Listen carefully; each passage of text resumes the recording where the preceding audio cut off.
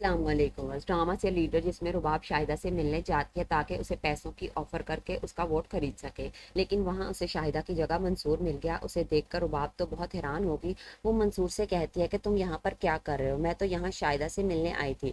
तो मंसूर भी आगे से कह देगा कि मैं अच्छी तरह से जानता हूँ तुम शाहिदा से क्यों मिलने आई थी, तुम उससे वोट की डील करना चाह रही हो ना। तुम फिक्र मत करो, तुम्हें मेरी पार्टी के दोनों वोट मिल जाएंगे, मेरा भी और शाहिदा का भी, लेकिन उसके बदले तुम्हें सिर्फ ये करना है कि आराम से बैठकर मेरी बात सुन लो। रुबाब तो मंसूर की बात का कोई जवाब नहीं देगी, तो मंसूर उसे कहता है कि ज्यादा सोचो मत, बैठ जाओ। इससे पहले कि रुबाब बैठती, रेस्टोरेंट के बाहर से करीम दाद के आदमियों ने गोलियां चला दी।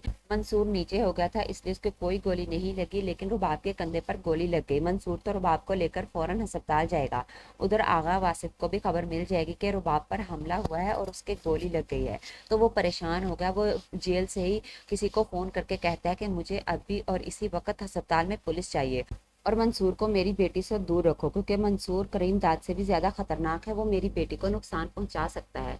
लेकिन मंसूर फिर भी किसी ना किसी तरह छुप छुपा कर रुबाब के रूम में चला गया। रुबाब बेहोश पड़ी थी। मंसूर से रुबाब की हालत देखी नहीं जा रही थी।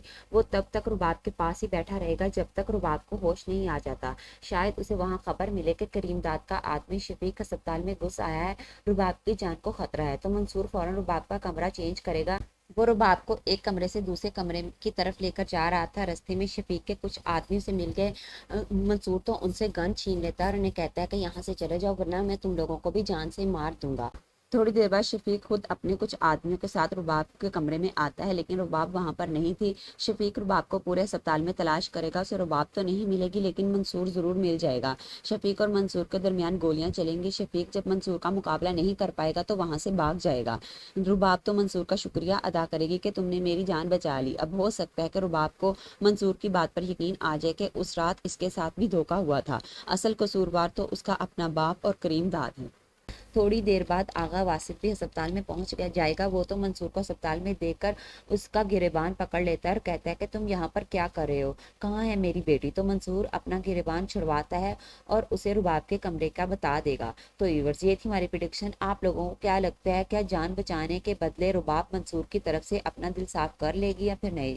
कमेंट्स में अपनी राय जरूर बताइएगा। मिलते हैं अगली वीडियो में, तब तक के लिए अल्लाह हाफिज।